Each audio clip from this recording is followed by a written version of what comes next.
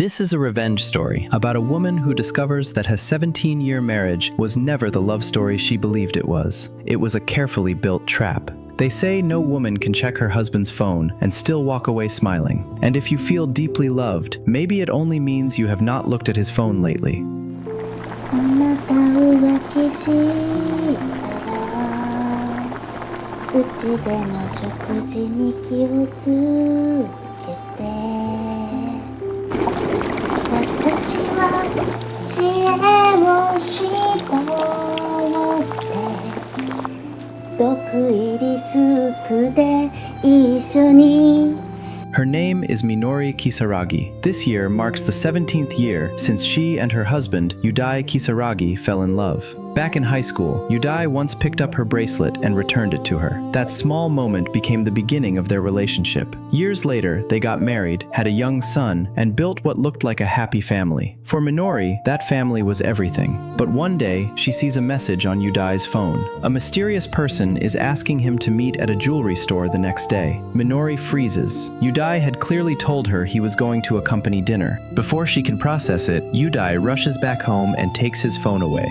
Feeling uneasy, Minori goes to her close friend Sarah Hori, who is also a lawyer. Sarah tells her not to overthink it. Two suspicious messages alone cannot prove that Yudai is cheating. When Minori returns home, she sees Yudai and their son preparing a cute homemade omelet rice for her. For a moment, that warm family scene melts her suspicion. Maybe she is just imagining things. Maybe her husband is still the man she believes in. That night, lying in bed, Minori's romantic feelings begin to return. Then Yudai's phone vibrates again. Minori quietly picks it up. It is the same mysterious person, reminding Yudai about tomorrow's meeting at the jewelry store. This time, Minori cannot ignore it. The next evening, she drives after Yudai and waits outside the jewelry store. A young girl runs past, and for 1 second, Minori thinks maybe that is the person, but it is only a false alarm. Then she sees him, a male high school student. Yudai and the boy laugh together while choosing a necklace, looking far too close.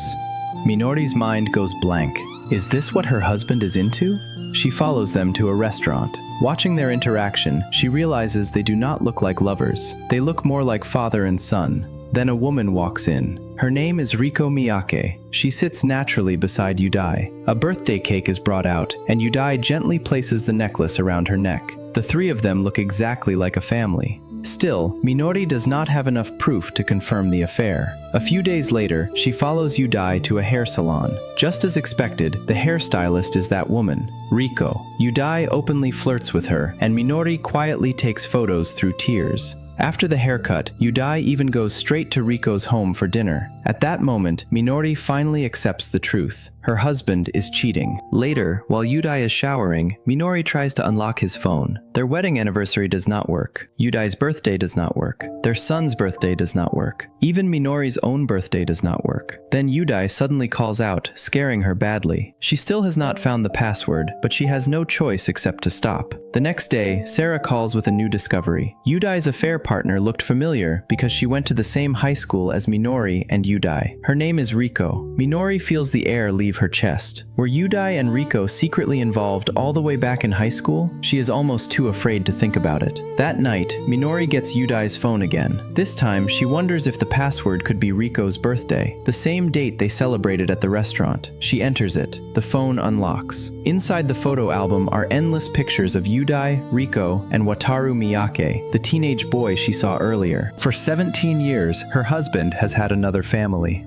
Sarah suggests collecting evidence, claiming compensation, and filing for divorce. But money alone cannot calm Minori's rage. She does not just want to leave, she wants to punish these shameless people herself. And her first target is the person Riko loves most, her son.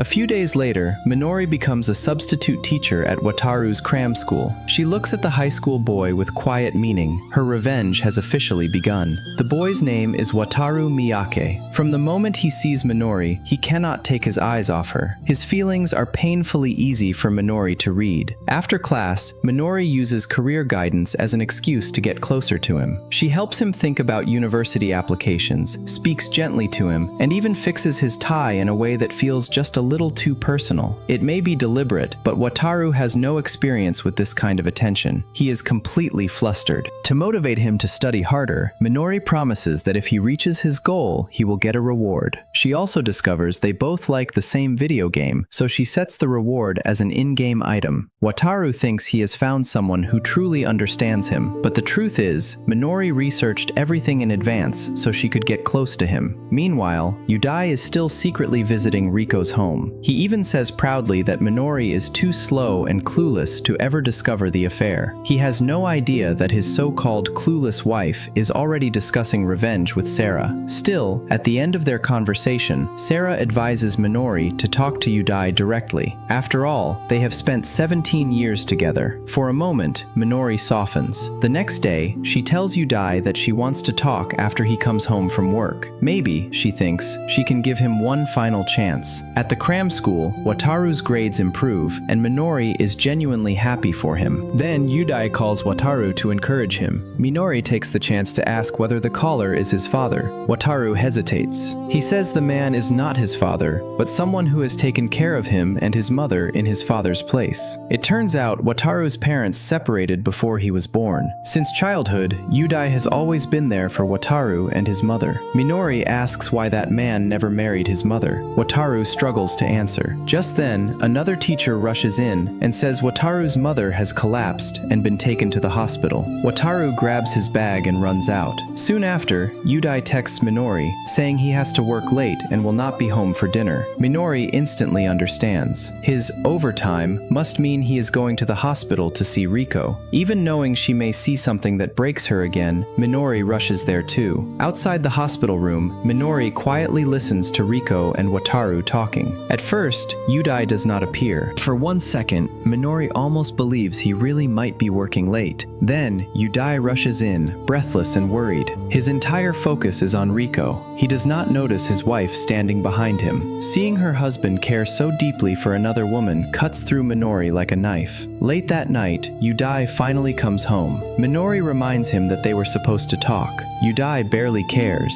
He says they can talk next week.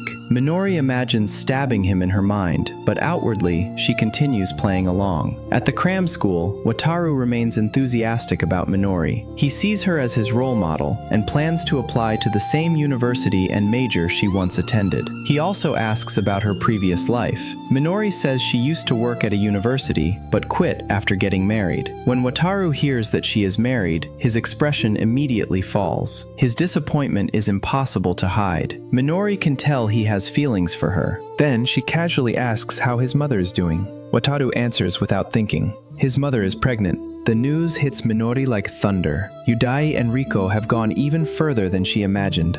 After work, Minori runs through the rain until she catches a cold. She takes several days off from the cram school. One day, after grocery shopping, she runs into Wataru near her home. He says he has been waiting there because he was worried. He wanted to know why she had not come to class. His feelings are almost too obvious. Minori uses the chance to ask more about Riko and Yudai. Wataru says that when his mother became pregnant, that man was extremely happy. He even promised that one day he would marry her. Minori cannot keep listening. She uses dinner as an excuse and says goodbye. When Yudai comes home that night, Minori invents a story about a friend whose husband cheated and uses it to test him. Yudai puts on a perfect moral performance. He acts righteous, calm, and flawless. He even becomes extra sweet to Minori, clearly trying to lower her guard. But Minori is no innocent rabbit. If she has to suffer, Yudai and Riko will not live peacefully either. So she deliberately visits Riko's hair salon to see how Riko reacts. The moment Riko sees Minori, her smile stiffens. She is terrified that the affair may have been exposed, but she can only pretend nothing is wrong and cut Minori's hair. During the appointment, Minori intentionally shows off how sweet her marriage is. She even raises the bracelet on her wrist and lies that Yudai recently bought it for her. Every word is meant to shake Riko's mind,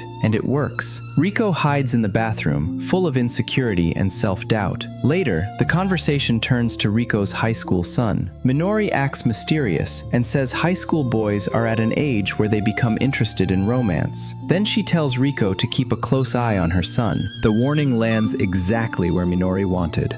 That night, Riko texts Yudai and asks him to come over. Minori notices that Yudai wants to go out, so she deliberately makes him bathe their son. Riko is left alone. It is only a small punishment, but for Minori, it is a beginning. When Minori returns to the cram school, Wataru immediately compliments her new hairstyle. He has even started wearing men's cologne to seem more mature. Minori notices everything but says nothing. Instead, she tells him he can choose another reward. That night, Wataru messages Minori inside their game. He says the reward he wants is to meet her on the weekend. Just then, Riko suddenly enters his room. Wataru is startled and quickly closes the computer before leaving to take a bath. Riko notices the cologne and feels something is wrong. Then she secretly opens his computer. She sees messages between Wataru and a game friend. They have arranged to meet in person. When she remembers Minori's warning, Riko starts worrying that her son is falling into an early romance. At home, Minori continues acting like a good wife, so Yudai will not realize she already knows the truth. Even at night, she forces herself to sleep beside him while hiding her disgust. Finally, the day of the meeting with Wataru arrives. Minori quietly releases her charm. When Wataru accidentally gets milkshake on his lips, she smiles, stands up, and gently wipes it away with her finger. The small gesture completely overwhelms him. Riko, still worried about her son, tries to catch them together.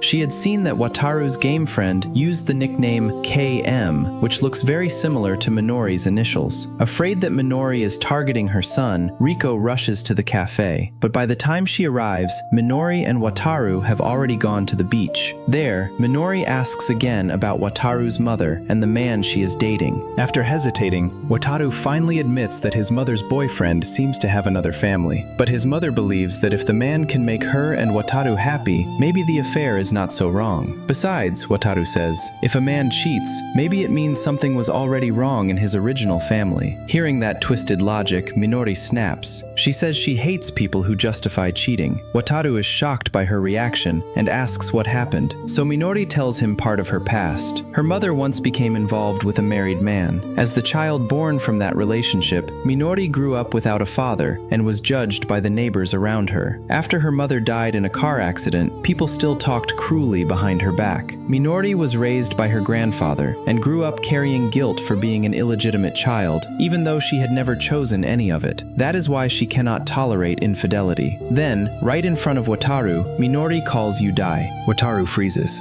Is his mother's lover actually Minori's husband?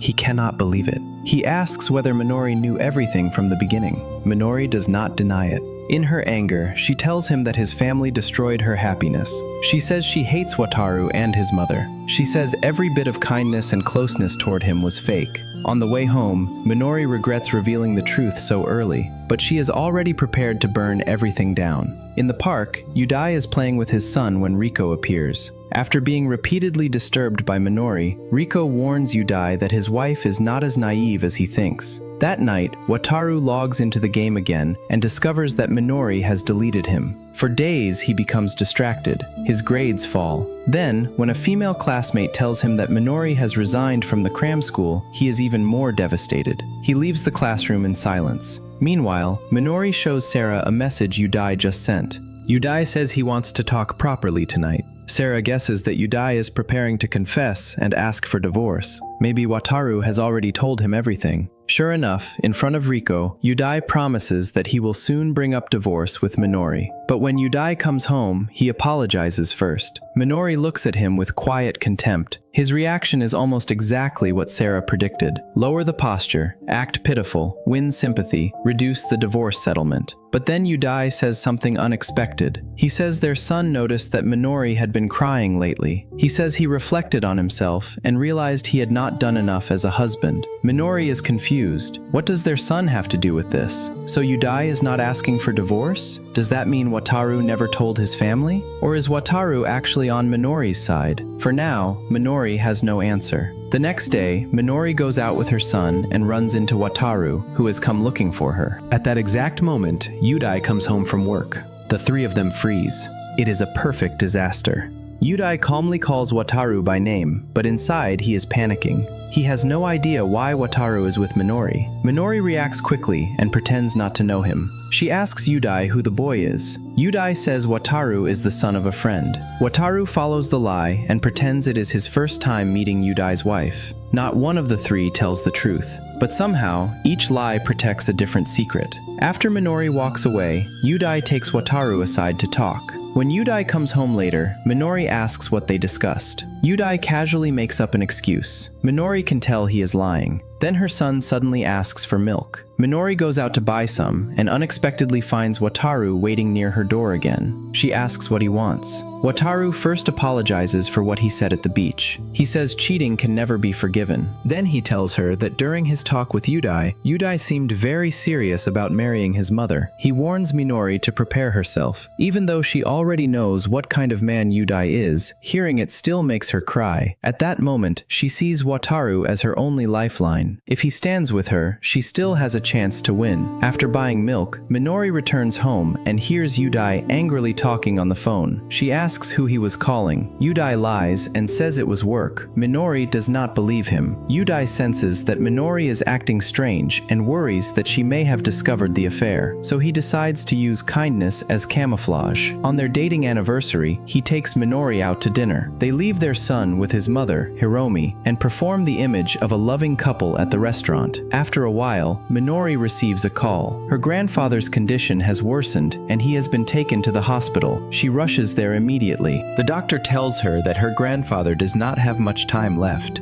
Knowing that his days are numbered, her grandfather finally reveals the truth about her birth. Minori's biological father is Susumu Etsuki, the president of Etsuki Jewelry. Years ago, when he learned Minori's mother was pregnant, he abandoned both mother and daughter. After Minori's mother died, Susumu left a large sum of support money for Minori, but her grandfather hated that man, so he hid the truth from her all these years. To keep her grandfather from worrying, Minori does not tell him that Yudai is cheating. On the way home from the hospital, she suddenly remembers Yudai's earlier phone call about money. A terrible thought forms. Did Yudai already know who her father was? Has he been after her fortune from the start? When she arrives at her mother-in-law's home to pick up her son, she discovers Yudai has already taken him home. Seeing Minori's lost expression, Hiromi asks about her grandfather and warmly comforts her. She even says she will go buy food for Minori. Then Minori sees a message from Yudai pop up on Hiromi's phone. It says that once the money arrives, he will make his move. While Hiromi is out, Minori opens her computer. What she finds is worse than anything she imagined. Hiromi, Yudai, and Riko have a group chat. The name of the chat is New Family. Scrolling back,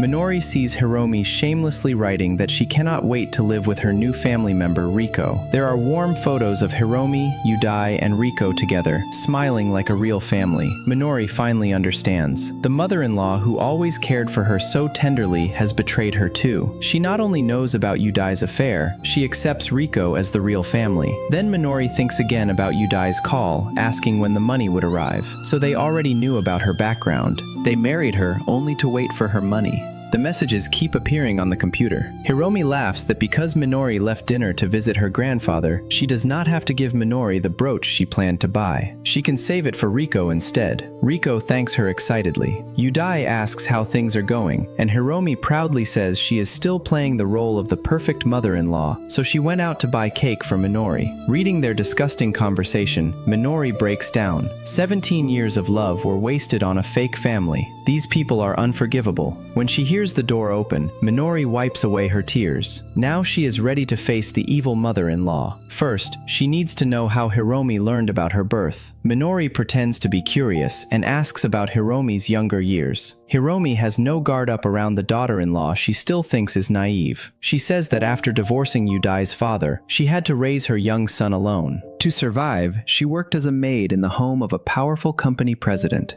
There, she became friends with another woman. Unfortunately, that friend became involved in an affair with someone else's husband. When the affair was exposed, the woman lost her job and later died in a car accident. Minori listens carefully. That story matches her mother's past perfectly. If the place where Hiromi worked was the home of Susumu Etsuki, then everything makes sense. And Minori is right. When Hiromi was young, she worked as a maid in Susumu Etsuki's home. She also became friends with Minori's mother, Kumi, who worked there too. Then one day, Hiromi accidentally discovered that Kumi and Susumu were having an affair. Jealousy consumed her. They were both working women. Why did Hiromi have to do the lowest, hardest work, while Kumi seemed to have a chance to rise into another world? Filled with resentment, Hiromi leaked the affair to a magazine. That exposure led to Kumi being fired. Hiromi also lost her job because she had betrayed the Etsuki household.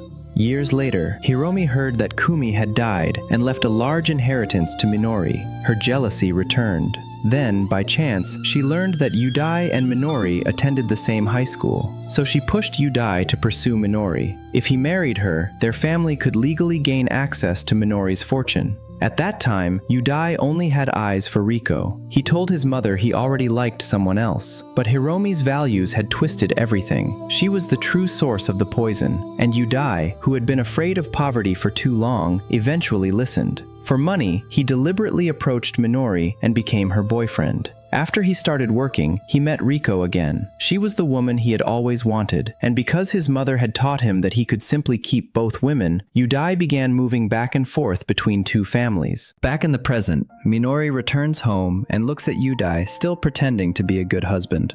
Using their dating anniversary as an excuse, she asks whether he has truly loved her during these 17 years. Yudai says many empty things, but in the end, all he says is that he is grateful to her. Not love, gratitude. Looking at her surprisingly honest husband, Minori almost laughs through her tears. The next day, she goes to Sarah. To prevent Yudai from taking her assets, Sarah promises to help Minori divorce as quickly as possible. Meanwhile, Yudai assures Riko that once Minori's shares are transferred into his name, he will divorce her. He even talks about changing his son's family name after the boy starts elementary school. Riko suddenly looks alarmed. That night, she checks Wataru's school guidance form and sees Minori's signature as his counselor. Now Riko understands. While she was helping steal Minori's husband, Minori had already entered her own home through her son. The next day, Riko and Wataru have a fierce argument over Minori. Like many teenagers, Wataru loses his temper and threatens to leave home. Riko tells him to wake up. Minori is only using him to get revenge on her. Wataru says he already knows. Even after learning Minori lied to him, he still protects his teacher, because he knows the person who did wrong first was his mother. After arguing with Riko, Wataru packs a bag and leaves home in anger. In the rain, he shows up at Minori's door. Seeing him soaked, Minori lets him use the bathroom to warm up.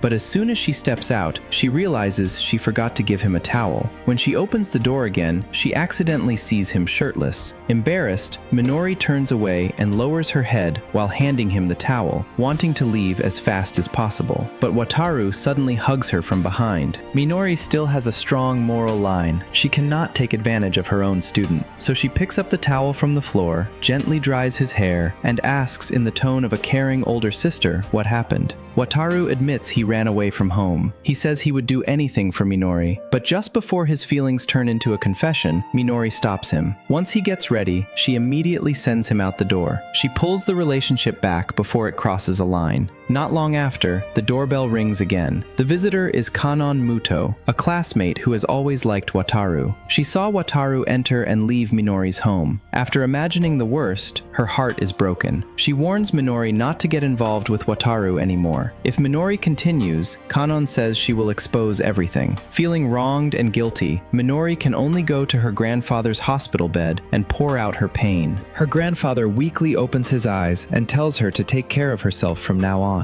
Then he passes away. At the funeral, Hiromi and Yudai pretend to grieve. Then the chairman of Etsuki Group arrives. He is Susumu Etsuki, Minori's biological father. Hiromi and Yudai are startled, unsure why he has come. After the funeral, Minori speaks with Susumu alone. She tells him she already knows about his past with her mother. She also heard from her grandfather that on the day her mother died, Kumi had been trying to see him. Now Minori wants to know what really happened. Susumu begins remembering. When he was young, he first saw Kumi, a sales employee under his company group, and fell in love with her at first sight. He was trapped in a loveless business marriage and longed for real love from Kumi. Kumi knew Susumu was married, but she still fell for him and became his lover. Not long after, Kumi announced she was pregnant. Strangely, their affair was exposed at almost the same time. Susumu's father spent a large amount of money to suppress the report and threatened Susumu until he agreed to leave Kumi. The next time they met was 5 years later. Kumi broke their promise never to see each other again and came looking for him. She begged him to meet their daughter, Minori, because Minori's birthday wish a few days earlier had been to see her father,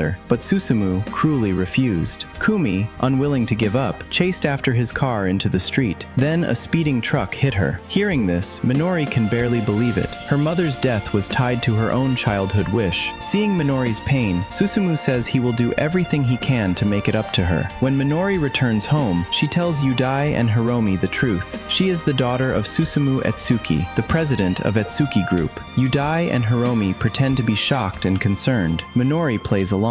A few days later, Hiromi goes to work as a housekeeper like usual, but every employer fires her for a different reason. In one day, she loses all her clients. At the same time, Yudai suddenly learns at work that their biggest client, Etsuki Group, has ended all business with them without explanation. His bosses pressure him non-stop. Before he can even catch his breath, Wataru appears at the office. In front of everyone, Wataru exposes Yudai's affair with Riko. Then he asks Yudai to break up with his mother, because Wataru knows Yudai can never give Riko the happiness she wants.